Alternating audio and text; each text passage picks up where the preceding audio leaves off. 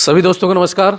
आज मैं डूंगरपुर बांसवाड़ा सांसद राजकुमार रोत के साथ में हूं और राजस्थान का बजट आप सबने देखा कि आज राजस्थान में बजट की घोषणा हुई। इस बजट को लेकर के सबसे पहले सर से सवाल करेंगे। आज के बजट के लिए राजस्थान में जैसे बजट घोषित किया उप मुख्यमंत्री दिया कुमारी जी ने, उस बजट को लेकर क्या कहेंगे? देखो, आज राजस्थान का जो बजट आया, ये ये बजट जो है कि पूरे साल का जो भविष्य या आने वाला उस राज्य का भविष्य कैसा रहेगा वो तय करता है राज्य का बजट। इस बजट से राजस्थान के युवाओं को, राजस्थान के आदिवासी, दलित, पिछड़ा, गरीब तबका, जो किसान कम्युनिटी है, इन सबको बड़ी आस थी कि बजट में गरीबों के लिए, आदिवासियों के लिए कुछ बेहतर होगा। और विशेषकर राजस्थान के अंदर शिक्षित बेरोजगार युवा साथी है, इन युवा साथियों को भी बड़ी आस थी कि बड़ी भर्तियों की घोषणा होगी, लेकिन ऐसा कुछ देखने नहीं मिला। और राजस्थान वर्तमान देश में एक चर्चा का विषय बना हुआ है कुछ समय से। वो चर्चा का विषय इसलिए बना हुआ है कि स्कूल दबने से, स्कूल गिरने से बच्चों की डेथ होगी। झालावाड़ की जो घटना, मतलब सरकार द्वारा हत्या की गई। ये मान सकते हैं कि सरकारी भवन के क्वालिटी, सरकारी भवन का कहे कि जो नया बनना चाहिए था वो नहीं बन पाना है, उसकी क्वालिटी से नहीं बना, और सरकार के अधिकारी की मॉनिटरिंग सही नहीं होने की वजह से स्कूल गिरने से बच्चे की डेथ होगी। उसको लेके पूरे देश के अंदर हंगामा हुआ और पूरे देश की निगाहें राजस्थान की ओर गई। वर्तमान शिक्षा मंत्री मदन दिलावर जी, राजस्थान के मुख्यमंत्री भजनलाल जी, दोनों ने मिलकर ऐसा आदेश निकाला कि राजस्थान के अंदर 2,80,000 कक्षा कक्ष जो बैठने योग्य नहीं है, उन्होंने आनंद फानन में निकाला, वहां से बच्चे बाहर निकाले गए।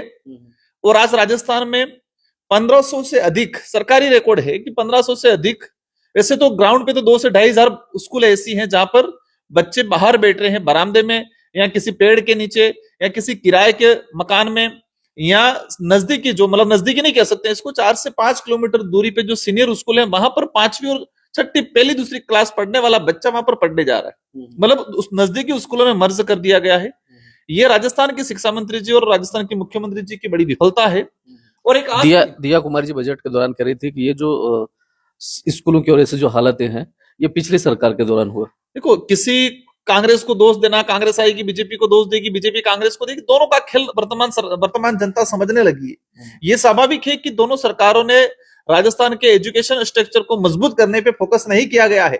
लेकिन हम तो वर्तमान में जो सरकार है, जो डबल इंजन सरकार की दावा करती है, उसी सरकार को कहेंगे, उसी से सवाल पूछेंगे। मैं नहीं, राजस्थान का युवा आम नागरिक पूछेगा कि आप क्या कर रहे हो एजुकेशन को लेके। तो एक बड़ी आस थी कि राजस्थान के एजुकेशन सिस्टम, भौतिक सुविधाओं को सुदृढ़ बनाने के लिए बड़े बजट की घोषणा होगी, एक बड़ा पैकेज आएगा।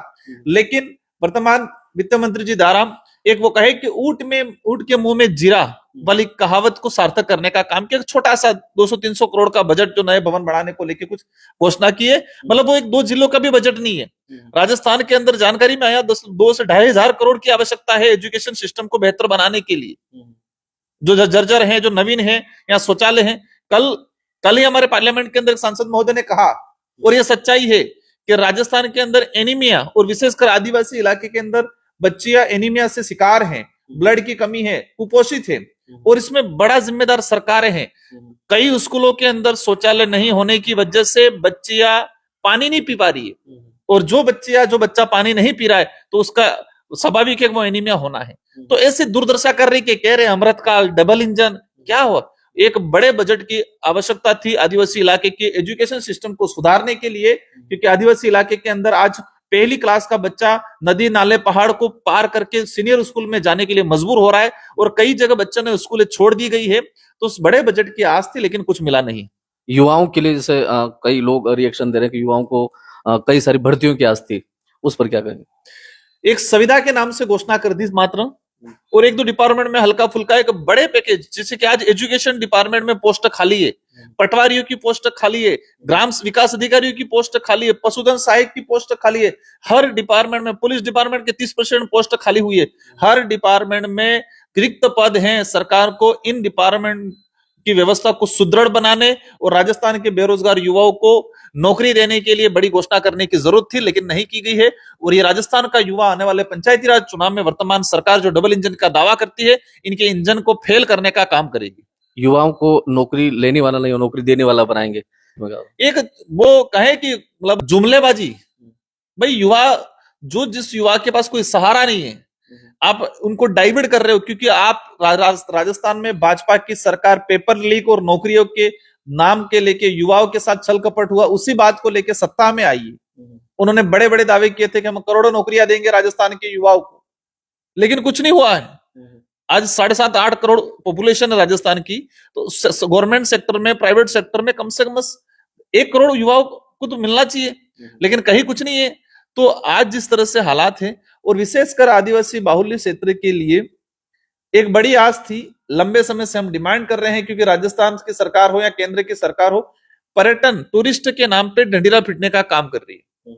हमारा राजस्थान का सबसे बेस्ट टूरिस्ट प्लेस है दक्षिणी राजस्थान, उदयपुर, डूंगरपुर, बांसवाड़ा। भौगोलिक दृष्टि से भौगोलिक सुंदरता ही टूरिस्ट को आकर्षित करने का काम करती है, और वो हमारे पास है। मैंने पिछले कांग्रेस राज में इस बात को लेकर उठाया था, माननीय गहलोत साहब ने ट्राइबल टूरिज्म के नाम से एक कॉरिडोर की घोषणा भी की थी, लेकिन वर्तमान सरकार ने इसको ठंडे बस्ते में डाल दिया गया है। तो ट्राइबल टूरिज्म कॉरिडोर को लेकर हम लंबे समय से मांग कर रहे हैं, जिससे स्थानीय युवाओं को रोजगार मिलेगा और हमारे उस क्षेत्र के प्रति बाहरी क्षेत्र के लोगों का एक टूरिज्म के रूप में एक अच्छी छवि बनेगी। दूसरा, हम लंबे समय से मांग कर रहे हैं माही और कड़ना, क्योंकि माही और कड़ना बांध 1966 में बना, गुजरात गवर्नमेंट ने उसको, राजस्थान गवर्नमेंट, दोनों का समझौता हुआ और निर्माण का पैसा 70-80% शायद गुजरात गवर्नमेंट ने दिया। उसमें शर्त लिख दी गई कि इसका पानी गुजरात गवर्नमेंट ही उपयोग करेगा, राजस्थान गवर्नमेंट नहीं करेगा। राजस्थान गवर्नमेंट तब करेगा जब उस बांध का निर्माण का जो पैसा लगा है वो 1-2 गुना राजस्थान गवर्नमेंट दे। पहले इस बात को लेकर राजस्थान के अंदर, गुजरात के अंदर ये माहौल बढ़ाते थे कि सरकारें अलग अलग है।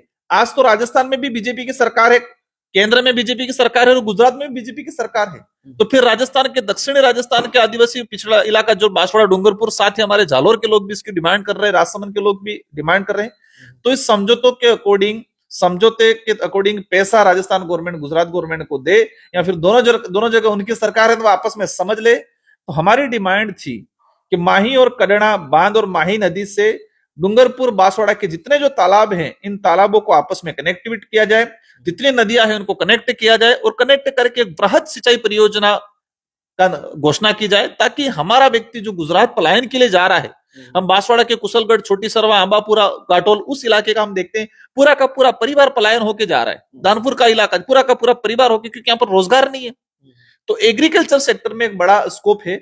तो हमें यह आस थी कि एक बड़ी घोषणा होगी, लेकिन सिर्फ एग्रीकल्चर सेक्टर में बांसवाड़ा, डूंगरपुर के लिए तो किसानों के लिए उन्होंने घोषणा करी। इन्होंने ग्रामधनी गांव का, जो मैंने जो सुना, ग्रामधनी गांव के जो डिजिटल या फिर वो नहीं हो पा रहा था, ग्रामधनी गांवों का राजस्व रिकॉर्ड या नहीं होने से इनको जमाबंदी नहीं निकल पा रही थी, इनको गवर्नमेंट की स्कीमों का लाभ नहीं मिल पा रहा था। उसको लेके उन्होंने जरूर बोला है, एक अच्छी पहल, इसका स्वागत करते, लेकिन अस्थायी समाधान, बड़ा समाधान इन माही और कड़ना से बड़ी बृहद परियोजना, सारे तालाब, सारे नदियों को जोड़ते हुए बृहद परियोजना जो स्वीकृत कराने की जरूरत थी, वो नहीं किया गया है। आज के भाषण में एक और लास्ट सवाल आपसे कि आदिवासियों को, जैसा आपने कहा कि आदिवासी हथियार उठाने पर मजबूर क्यों है, क्या कारण लगता है आपको? मेरे पार्लियामेंट के अंदर स्पीच में था कि भारत देश का आदिवासी आज वर्तमान में अपने जल जंगल जमीन को बचाने के लिए वो हथियार उठा रहा है। लोकतांत्रिक देश में ये इनकी लड़ाई सही है, लेकिन लड़ाई लड़ने का तरीका गलत है। तो मैंने देश के आदिवासी युवाओं से भी अपील की है पार्लियामेंट के माध्यम से कि ये वक्त हथियार उठा के लड़ाई लड़ने का या जल जंगल जमीन की रक्षा करने का नहीं है। ये वक्त कलम और कागज से जल जंगल जमीन की रक्षा करने की जरूरत है। हमारे बिरसा मुंडा भगवान जो अंग्रेजों और जमींदारों से हथियारों से जल जंगल जमीन की रक्षा किया करते थे और शहीद हुए वो, तो आज के भारत, आजाद भारत के अंदर हमें कलम और कागज से देश के, हमारे जल जंगल जमीन की रक्षा करने की जरूरत है। वर्तमान देखा गया, सरकार कोई हो, कांग्रेस की हो या बीजेपी की हो, आदिवासियों को हर वक्त उनकी जमीनों से खदेड़ने का काम किया है। अब जब उनकी जमीनों से अतिक्रमण के नाम से हटाया जाता है और वो कहते हैं हम विकास की राह पर चल रहे हैं, जब आदिवासी जल जंगल जमीन की, क्योंकि वो पढ़ा लिखा नहीं है, उस परिवार के अंदर एजुकेशन नहीं गया है, तो एजुकेशन नहीं गया है तो स्वाभाविक है कागज नहीं जाएगा, कलम नहीं जाएगी, और कागज नहीं जाएगा तो उसके पास कागजी अधिकार नहीं है। हमने सरकारों को कहा है कि आप लोगों को फिजिकली अधिकार, जो व्यक्ति फिजिकली वहां पर 100 सालों से बैठा हुआ है, उसको कागज, उस व्यक्ति से कागज का अधिकार मांगने की कोई जरूरत नहीं है। आज सरकार किस पे चल रही है, आप कागज लाओ यार। कागज कब जाएगा, जब एजुकेशन ही नहीं जाएगा। जिस परिवार में, जिस पर आज आदिवासी समुदाय के अंदर आज भी कई समुदाय, कई मकान, कई परिवार ऐसे हैं, कई गांव ऐसे हैं जहां पर आज भी एजुकेशन पहली पीढ़ी ने भी ग्रहण नहीं किया। तो जिस परिवार में एजुकेशन शिक्षा ही नहीं गई है, उस परिवार से कागज मांगना ही सबसे बड़ा गुनाह है। क्या आखिर में मैसेज देंगे दर्शकों को? सारे दर्शकों को मेरा यही मैसेज है, पहले तो आपके लिए कि आपका चैनल जो टीएसआई जो है, शायद कुछ नाम पहले था और आप चेंज हुआ है, तो आपके चैनल को बधाई। और आपसे अनुरोध है कि इस चैनल के माध्यम से इस देश के आदिवासी, दलित, पिछड़े, आम वर्ग, किसान और हर वर्ग के आवश्यक और हर वर्ग के मजबूर व्यक्ति, जो शोषित व्यक्ति है, उसकी आवाज बनने का काम करें। सारे साथियों को मेरा यही कि आपका चैनल निष्पक्ष रूप से, जो लोकतंत्र का चौथा स्तंभ माना जाता है मीडिया, उस चौथे स्तंभ की मुख्य भूमिका निभाने का काम करे। अवश्य आपको जनता साथ देगी। और साथ ही सारे युवा साथियों को समझने की जरूरत है वर्तमान देश के हालात क्या हैं। ये लोग आपस में धर्म एक आस्था का विषय, कई बार मेरे पे आरोप लगते हैं, राजकुमार जी तुम धर्म का विरोध करते हो। मैं आदिवासियों की आइडेंटिटी की बात करता हूं, इसलिए मैं कहता हूं कि आदिवासी किसी धर्म व्यवस्था में नहीं आता है। धर्म एक आस्था का विषय है, तो आस्था तक ही रहने दिया जाए, उसको सत्ता का विषय बनाने वाले लोगों से सावधान रहने की जरूरत है।